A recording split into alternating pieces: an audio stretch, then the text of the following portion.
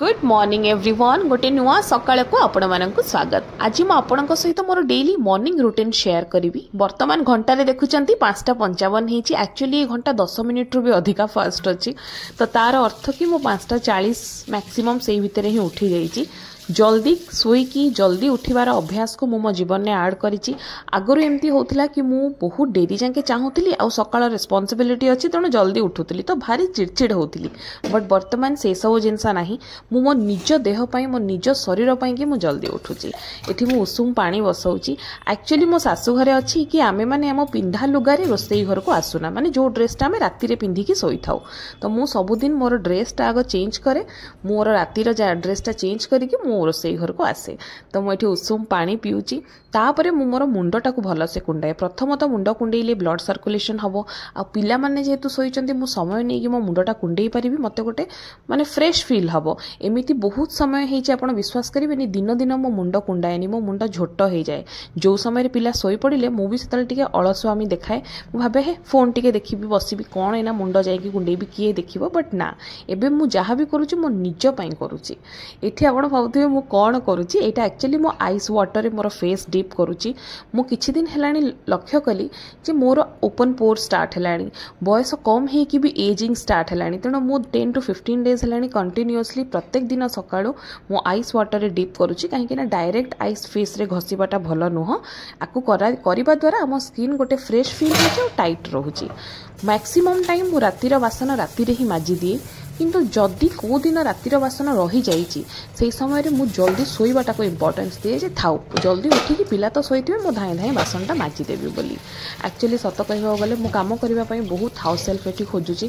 1.5 मास खंडे कि मो घरे जहाँ रहिथिले जड़े काम करबा पई तापर ठार तो मु सब काम निजे ही करूछि। काहेकि ना एठी सेमती केही भी भलो मिलु ही नाहंती।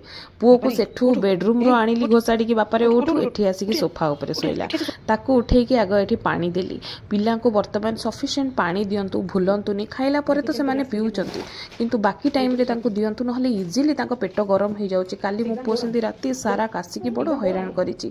टिके जदी पानी से न पिउची तार पेट गरम हो जाउची। तार एग्जाम अछि तेणु मु तार बुक सब काढुतिली बैग रे, बोर्ड पुरेली, ताकू भी काम रे लगै दिली ताकि से एक्टिव रहइबो आ अलसुआ हे कि बसी रहिबोनी। तो मु तार टिफिन पानी बोतल सब पुरेली। आमे मिसी की मा पुओ ब्रश कलु। आगुरु से निजे एकुटिया ब्रश करूथिला, मु पछरे ब्रश करूथिली। मु लक्ष्य कली सांगे सांग पाटरे ब्रश पुरोच आ धाईकिना काढ़ी दउची।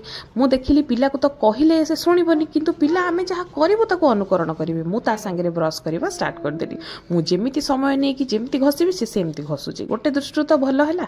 तापरे मु ताको तार पाठ टिके एग्जाम अछि तो मु ताको टिके खाली प्रिपेयर करे दउथली जे बाबा मने रखि दे कहा फॉर कोन, तापरे मने रखि दे राइम्स गुडा टिके टिके आउथरे खाली कहि दे। लेखा गुडा तो आमे इवनिंग रे प्रैक्टिस कर देइथिलु। विश्वास करिवेनी एमाने गुंडरी छुआ यांकर जतिके पाठ पई नाही टेंशन, ताठू अधिका मो माँ हेकी प्रेशर नौची। एबे भाबुची गोटाए छुआ पढ़ुची, आ गोटे छुआ पढ़िले माने मोर अवस्था कौन हबो। मु दी जन को केमती समय देबी, घरर काम केमती करिबी, पाठ केमती पढ़ेबी, बड़ टेंशन लागे मते भाबिले। आकु दुष्टटा को मु रेडी करली स्कूल पई। ताकू ड्रेस पटा पिंधि कि तांचन हमर चिराचरित खाद्य हला छतुआ।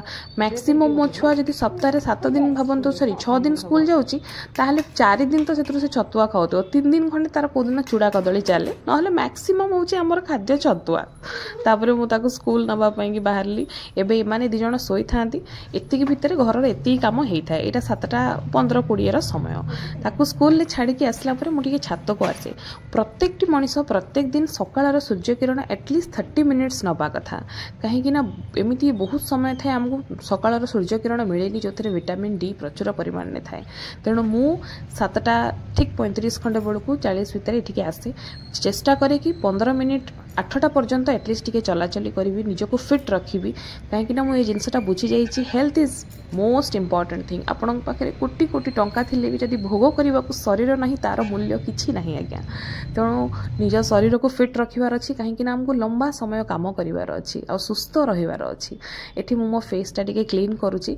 मु कोनोसी वर्तमान आ केमिकल जिनस यूज करूनी एक्सेप्ट माय मॉइस्चराइजर। आ बाकी सबू जिनस मु नेचुरली चेष्टा करुच्ची जेते मो स्किन को नेचुरल नेचुरल प्रोडक्ट रे ठीक करि परिबी। तो मो फेस पैक टा मु लगाए ताकू टिके स्क्रब करे फेस पैक लगे कि ताकू सुखिला भितर मु घर काम करबा स्टार्ट कर दिए। आज जेमती डिसाइड कली उपमा तरकारी करी तेणु सुजी भाजुची ता मझिरे मझिरे मु पानी पीवा को भूलेनी। पानी आम शरीर पई बहुत इंपोर्टेंट जिनस। समस्त को रिक्वेस्ट करी निज स्किन को भल रखा चाहते निज ऑर्गन्स को भल रखा चाहते सफिशिएंट पानी पियंतु। पानी बहुत भल मुझे वैल्यू पानी बुझु नी बट एबे मो बुझिली। मो हजबैंड उठी गले तेणु तांकर ना वर्षा दिन पर गोटे माने नियार आदत लगी लेमन टी पीबार। तेणु प्रत्येक दिन मुझे लेमन टी बनई दौची हनी रे मु बनाऊँ ताकि देहपाई भी भल रहिबो। एमाने जेहेतु सोई रही था तेणु मु कौन करे ना घरटा ओळेबा स्टार्ट करेनी जल्दी। एमाने उठिला परे मु भाबे एका संगे तो बेड झाड़ीबी और घर ओळेबी। तो से चाह पीला भितर मो झील उठी जाइतिला मु आसिली एबे ता खाइबाटा आग बनाउची काहेकि मु घर न ओळी कि ता खाइबा आग बनेली। माँ माने ना बहुत कैलकुलेटिव वे काम करती। तो मु ता खाइबाटा एथिपाई बनैली जे से उठी गलाडी टिके पानी पी कि तापर ता पाटी पोछि देले ताको भोक लागिवो। मु घर ओळेला भितर ता खाइबाटा ठंडा हो जाइतिवो। तो सब जिंस भाबी कि मु तार खाइबाटा को आग बनाऊँगी ताको टिके पानी देवी तार पाटी क्लीन करी तापर मु आसबि मोर घर ओळेबा कार्यक्रम रे।